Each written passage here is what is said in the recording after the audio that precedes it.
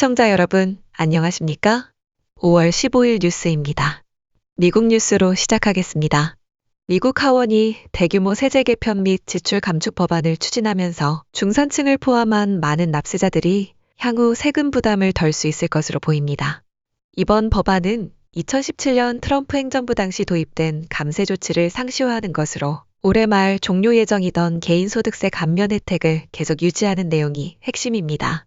연소득 6만에서 8만 달러 가구의 경우 2027년 평균 소득세율이 현행 13.1%에서 11.4%로 낮아질 전망입니다. 반면 연소득 1만 5천 달러 미만 가구는 일부 의료 지원 축소로 인해 세율이 오를 수 있습니다. 부모, 고령층, 팁 노동자 등은 자녀 세액공제 확대, 고령자 표준공제 상향, 팁 소득공제 등의 추가 혜택을 받게 됩니다.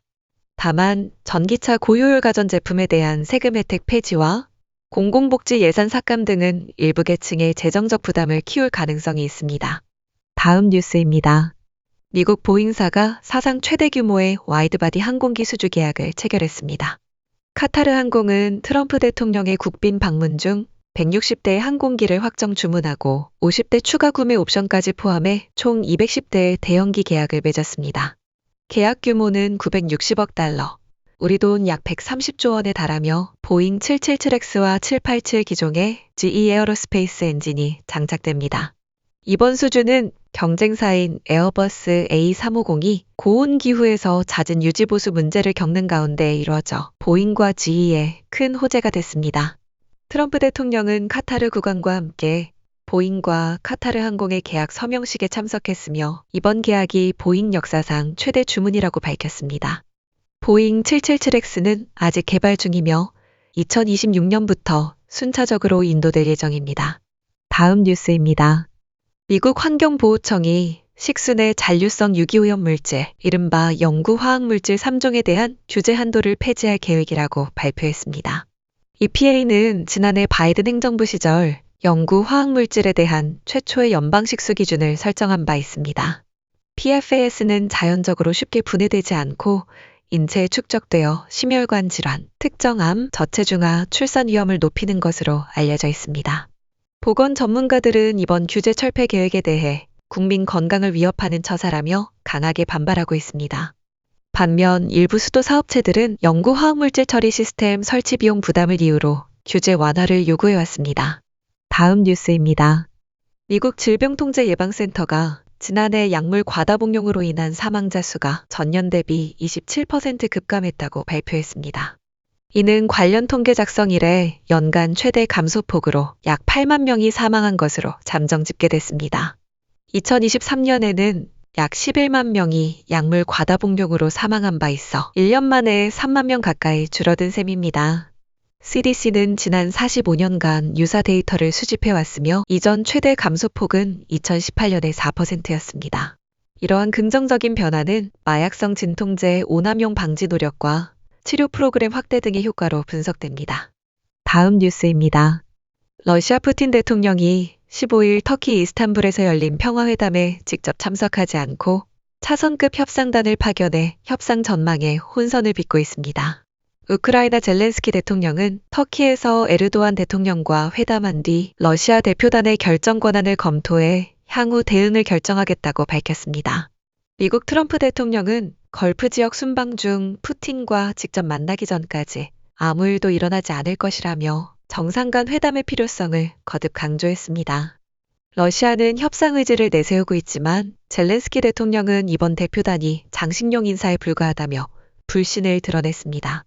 양측은 2022년 3월 이후 처음으로 직접 대화를 재개하려 했으나 핵심 인사 부재와 의제 간극으로 실질적 진전은 어려운 상황입니다.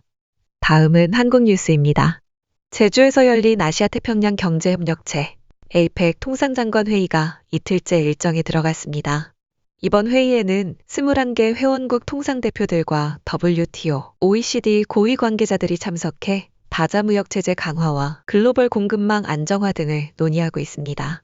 어제 정인교 통상교섭본부장은 리청강 중국 상무부 국제무역협상대표와 만나 무역질서 회복과 협력 방안을 협의했습니다. 오늘은 안덕근 산업통상자원부 장관이 재미쓴 글이어 미국 무역대표부 대표와 양자회담을 열고 미국의 수입 규제 등 한미 간 통상 현안을 집중적으로 다룰 예정입니다. 회의에서는 인공지능을 활용한 무역 혁신과 지속 가능한 성장 전략도 주요 의제로 포함됐습니다. 정부는 이번 회의를 계기로 주요국과 통상 협력을 확대하고 경제안보 기반을 강화한다는 방침입니다. 다음 뉴스입니다. 통일부의 판문점 견학 프로그램이 1년 6개월 만에 재개됩니다. 2023년 9.19 남북 군사합의 효력 정지와 북한의 무력 대응 이후 중단됐던 이번 프로그램은 16일 국립통일교육원의 공무원 교육과정 수강생 17명을 대상으로 한 특별 견학으로 다시 시작됩니다. 이번 견학은 사전 계획에 따라 제한적으로 운영되며 유엔군 사령부와 협의를 통해 안전대책도 강화됐습니다.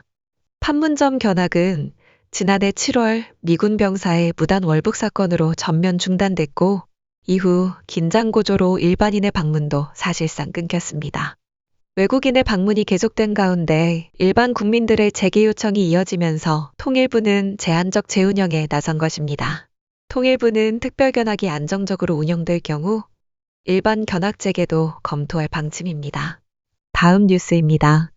대선 주요 후보들이 유치원과 어린이집을 통합하는 유보통합 추진에 뜻을 모았습니다. 더불어민주당 이재명 후보는 정부 책임형 유보통합을, 국민의힘 김문수 후보는 단계적 무상교육 보육 도입을 제시하며 정책 실현 의지를 나타냈습니다. 교권 보호와 공교육 강화에 대한 필요성도 주요 공약으로 부각됐습니다. 이재명 후보는 시민교육 확대와 교사의 정치적 자유 보장을 강조했고 김문수 후보는 AI 및 디지털 교육 기반 확대와 교육감 직선제 폐지를 내걸었습니다. 개혁신당 이준석 후보는 교사소송 국가책임제, 학습지도실 도입 등 교권 회복 중심의 공약을 발표했습니다. 사교육비 절감을 위한 공교육 내 자기주도 학습센터, 저소득층 맞춤형 교육 지원 방안도 함께 제시됐습니다. 마지막 뉴스입니다. 2025 공예주간이 오늘부터 오는 25일까지 전국 곳곳에서 다양한 행사와 함께 시작됩니다. 올해로 8회째를 맞은 이 행사는 전통공예의 깊이 있는 가치와 현대공예의 창의성을 동시에 조명하는 국내 최대 규모의 공예축제로 자리매김했습니다. 이번 공예주간에는 전국 3개군과 12개 도에서 전시, 체험, 마켓 등 풍성한 프로그램이 마련돼 시민 참여를 기다리고 있습니다. 특히 K공예의 미학과 기술력을 국내외에 알리고 공예 문화의 일상화와 산업 기반 확대를 도모하는 데 중점을 두고 있습니다. 행사 기간 동안 다양한 지역에서 지역 작가들과 시민이 직접 소통하며 공예의 현재와 미래를 체험할 수 있는 기회도 주어집니다. 이상으로 오늘의 뉴스를 마칩니다. 시청해주셔서 감사합니다.